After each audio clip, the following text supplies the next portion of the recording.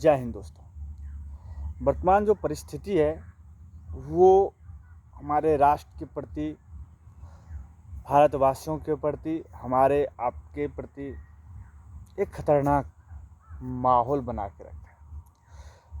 मेरा ऐसा पर्सनल मानना है कि जितना खतरनाक कोरोना वायरस है उससे ज़्यादा खतरनाक हम लोग बनते जा रहे हैं। ऐसा मेरा खुद का मानना है और आप भी इसके बारे में थोड़ा थॉट करेंगे तो आपको भी ये चीज़ समझ में आएगा।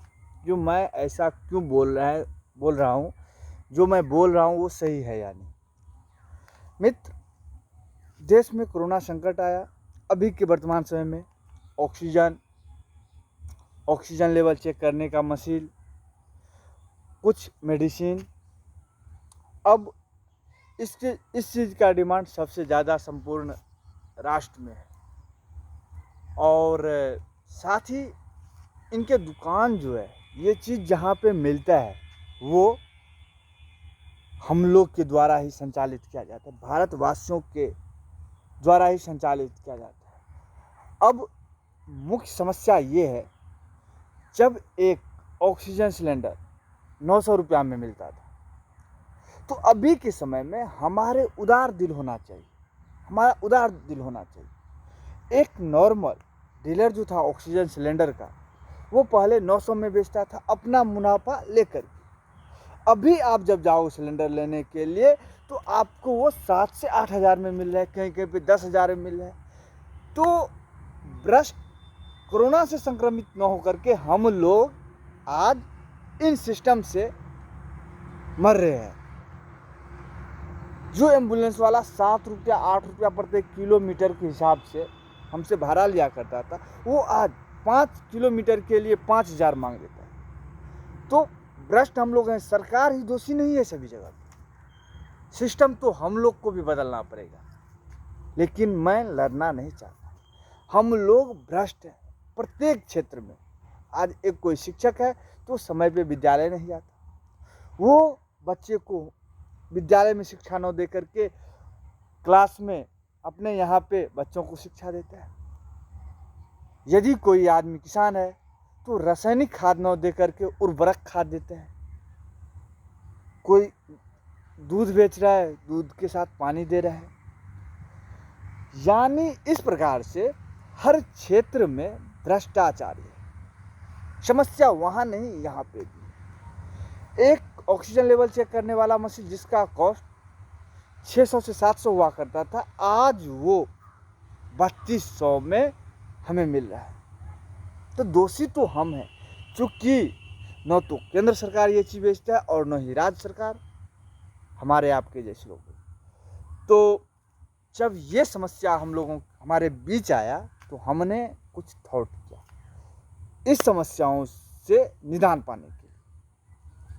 अब मेरा ये पर्सनल थॉट है और मैं आप लोगों से शेयर करता हूँ, और आप लोग भी ये चीज़ इतना ज़्यादा शेयर करो कि हमारे सरकार के पास ये संदेश जाए और उन्हें अच्छा लगे, तो वो इस सरकारी सिस्टम में उसे लागू करें। आज जो कुछ भी हो रहा है वो सब सरकार के ही नियंत्रण में हो रहा है।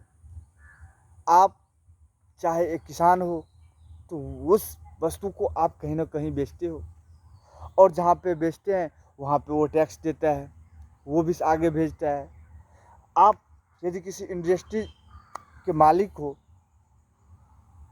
आप ऑक्सीजन निर्माण कर रहे हो, आप कोई मेडिसिन निर्माण कर रहे हो, तो आप कितना बना रहे हो वो सरकार को मालूम है। आप कोई चीज़ यदि उगा रहे हो तो कितना आप उगा रहे हो, आप उसमें कितना खाद बीज लगा, कितना पानी लगा, उससे आपको मालूम चल रहा है। इस प्रकार से संपूर्ण जानकारी सरकार के पास रहती है। अब मेरा मानना है कि हम लोगों के पास एक डॉक्यूमेंट है, आधार कार्ड। हमारा ऐसा मानना है कि ये आधार कार्ड हर जगह पे लिंक हो, हर जगह पे। हालांकि आज भी बहुत जगह पे आप ज़मीन है तो वहाँ पे आधार कार्ड का आ रहा है, आपके पास कोई डिग्री आ रहा है तो आधार कार्ड आ रहा है, आपके पास गाड़ी हो या कुछ भी हो तो वहाँ पे आधार कार्ड उससे लिंक हो रहा है। लेकिन मेरा ऐसा मानना है, अगर आप नौकरी कर रहे हो, आपका जो बैंक अकाउंट जो है, बैंक अकाउंट में आपका जो बैंक अकाउंट है उसको हटा करके उसी जगह पे आपका आधार कार्ड है, आपका राशन कार्ड जो है वो आना चाहिए। हालांकि राशन कार्ड में, एक राशन कार्ड में 4-5 लोग रहते हैं तो वो चलेगा। आप यदि किसी कंपनी में वो जीएसटी नंबर जो होता है, जीएसटी नंबर हटा करके वो जीएसटी ऑप्शनल में रखें और जीएसटी नंबर के बदला में वो चाहिए, यानी प्रत्येक चीज़ की जगह पे आधार कार्ड होगा। अब इससे फ़ायदा क्या होगा? एक कंपनी है, वहाँ पे 500 वर्कर काम कर रहा है और 500 वर्कर मिल करके एक कंपनी में, एक एग्जाम्पल के लिए 1000 सिलेंडर में जितना ऑक्सीजन आएगा वो ऑक्सीजन उत्पाद कर रहा है। अब वो 1000 ऑक्सीजन का सिलेंडर जो है वो डिस्ट्रीब्यूट कर रहा है आपस में एक दूसरे स्टेट को, तो वो 100 करके सिलेंडर दे रहा है। तो उनके आधार कार्ड में ये चीज़ लिंक रहेगा, जो 100 सिलेंडर ABCD फार्मा जो है वो बनाया है। अब वो ABCD फार्मा क्या क्या उसको लेकर के वो अन्य व्यक्तियों को दिया, तो इनके पास 100 आया, तो इन 100 बनाए, तो इन्हें 10-10 करके जो 10 उनके जो डिस्ट्रीब्यूटर है उनको जो देगा, तो पूरा इनमें पूरा इनके पास हिसाब रहेगा जो कि गवर्नमेंट के पास आएगा। अब 100 बना, अभी के समय में क्या हो रहा है, 100 बना, वो 90 डिस्ट्रीब्यूट करते, 10 को जमा कर देते, तो ये सिस्टम जो जमाखोरी का सिस्टम समाप्त हो जाएगा। अच्छा, फिर जब ये रॉ मटेरियल इनको चाहिए तो ये सामने वाले गवर्नमेंट को दिखाना पड़े इसे कि नहीं, मैंने जो 100 बनाया वो किसी को डिस्ट्रीब्यूट कर चुका हूँ, तो इसको रॉ मटेरियल आएगा। इसी तरह से हर चीज़ में, तो इस तरह से जो है ये अपना जमाखोरी है वो समाप्त हो जाए। अब एक और चीज़ है भ्रष्टाचार। घूसखोरी, ये भी हमारे देश का बहुत बड़ा मुद्दा है। अभी के समय में भी एक वेंटिलेटर जो मिल रहा है, एक आम बेड जो मिल रहा है, वहाँ पे भी घूसखोरी चल रहा है, अधिक रुपया देना पड़ रहा है। तो गवर्नमेंट ये भी वहाँ पे निर्धारित करे, जो रुपया जो आपको देने लेने का जो अभी पेटीएम चल रहा है, गूगल पे चल रहा है, या ABCD जो कुछ भी है, कैश, ड्राफ्ट, मोबाइल बैंकिंग आदि जो कुछ भी है, उसके बदले में भी वही एक आधार नंबर जनरेट हो, आधार नंबर से ही वो क्रिया भी चलते रहे, ताकि ये समस्या भी हल हो, घूसखोरी की भी कम हो। अब कोई व्यक्ति एक बेड का एक दिन का जो उस पर जो चार्ज जो लगता है वो अगर 1000 रुपया है और 7000 रुपया भी ले रहा है, तो गवर्नमेंट उससे पूछे तो भाई तेरे पास से 7000 एक दिन में कैसे आए, तेरे पास में 10 बेड ही था, तो तुम्हारे पास 10,000 आते तो ये 70,000 कहाँ से? तो घूसखोरी से समाप्त है, सरकारी ऑफिसर घूस ले रहे। तो इस सभी समस्याओं से निजान पाने के लिए हम लोगों को ये आवाज़ बुलंद करना होगा, ऑल इन वन टैक्स आधार, सब कुछ आधार में, या कोई भी डॉक्यूमेंट बनाओ तो वो सब कुछ हो रहे।